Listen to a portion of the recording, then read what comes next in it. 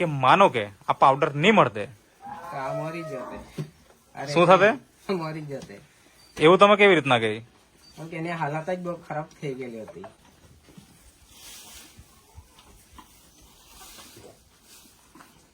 નમસ્કાર પશુપાલક મિત્રો, આજે આપણે એક પશુપાલકને મળવા માટે આવેલા છે.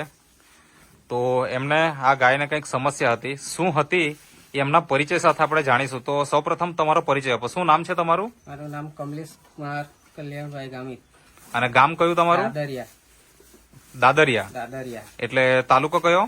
વાલોડ. વાલોડ. ને જિલ્લો? તાપી. તાપી. ઓકે. તો આ જે પશુપાલન છે તમારા અહીંયા તમારા જ છે ને? તમારી જ ગાયો છે ને બધી? હા, બધી અમારી જ છે. હા. તો કેટલા વર્ષથી પશુપાલન કરો છો તમે? એ તો 25-30 વર્ષ થઈ ગયા. 30 વર્ષ થઈ ગયા. અચ્છા.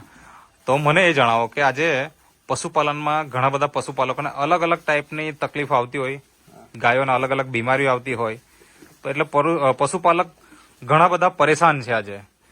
તો તમને તમારે ગાયોમાં શું પ્રોબ્લેમ આવતા? અને સ્પેશિયલી આ ગાયની વાત કરીએ તો આને કંઈક પ્રોબ્લેમ હતા. શું પ્રોબ્લેમ હતા એ થોડીક વાત કરો. આ ગાય બેહાડ પડી ગયેલી હતી. બેહાણે આવી ગયેલી? હા.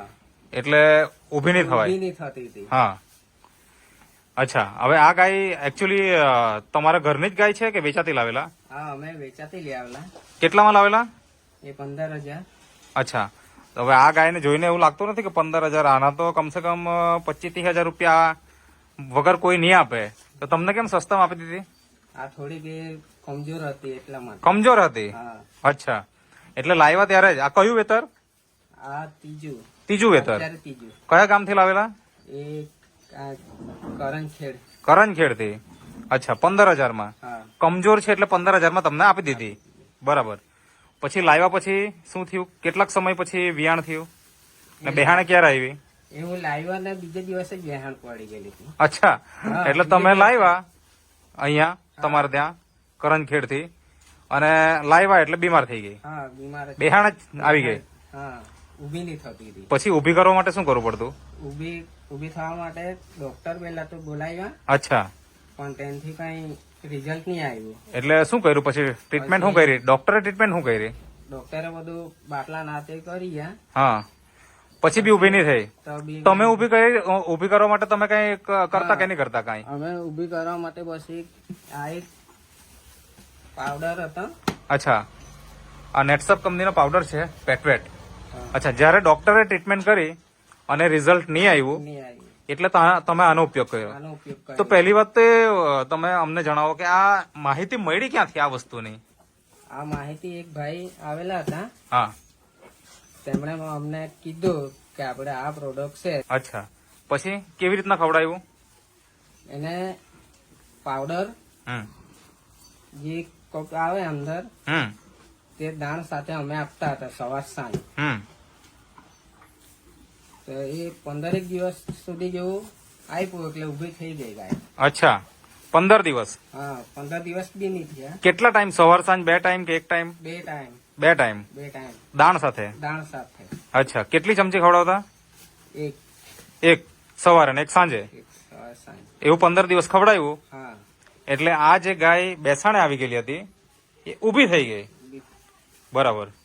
હવે આ ગાયનું મતલબ અહીંયા આવીને પછી વ્યાઈ કે પહેલાથી વ્યાયેલી જ હતી? ના, અહીંયા આવીને જ પછી કમ્પ્લીટ વિયાણ બી થઈ ગયું. એટલે બેસાણે આવી, ઊભી થઈ ગઈ, પછી વિયાણ થયું? હા. અચ્છા. તો જયારે ત્યાં આગળ થી લાવ્યા ત્યારે કેટલું દૂધ આપે એવું કહેતા હતા એ લોકો? એ લોકો દૂધનું તો કઈ હરખું કઈ કીધું નહીં. નહીં કીધું? હા. ગાય લઈ જાય તો સારું એમ થઈ ગયું એ લોકોને. હા, એ લોકોને એવું જ. અત્યારે કેટલું દૂધ આપે? અત્યારે આપતી છે 3 લીટર જેવું આપતી છે અત્યારે. એક ટાઈમ? હા, એક ટાઈમ. સવાર સાંજ મળીને કેટલું? 6 લીટર. 6 લીટર. અચ્છા. એ તો હજુ કમજોર હતી એટલે એના લીધે હા. હજુ દૂધ વધે. હજી દૂધ વધશે? હા. આ બેસાણે આવેલી ને ઊભી થઈ ગઈ અત્યારે હા. તો કેટલોક સમય થયો? કેટલાક સમય પહેલાની વાત આ બેહાણે આવી ગયેલી ને? એ લગભગ મહિનો થયો નહીં થયો એટલું આ. મહિનો થયો? હમ. મહિનો થયો નહીં થયો? બરાબર ને? એટલે હજુ તો દૂધની પણ શરૂઆત જ છે. શરૂઆત જ છે હજુ. ના પેટ રેગ્યુલર ખવડાવશો તો 100% દૂધમાં વધારો થવાનો જ છે. હા, એ તો થવાનું બરાબર. છે. હવે મને એ જણાવો કે માનો કે આ પાવડર નહીં મળતે આ મરી જતે. અરે શું થતે? મરી જતે. એવું તમે કેવી રીતના કહી? કેમ કે એની હાલત જ બહુ ખરાબ થઈ ગયેલી હતી. અચ્છા, એવા અનુભવ કોઈ ખરા કે તમારા? હા, મારા ઘરના જ અનુભવ એ. અચ્છા, હા, કે બેહાણ આવી જાય પછી ગાય ઉભી નહીં ઉભી જ નહીં થાય, મોટા ભાગે તો જતી જ રહે એમ. જતી જ રહી. એવા આજુબાજુના પશુપાલકોનું બી એવું જ થાય? હા, આવું જ થયું. અમારા સામે બી આવું જ થયું. એક જણનું હમ.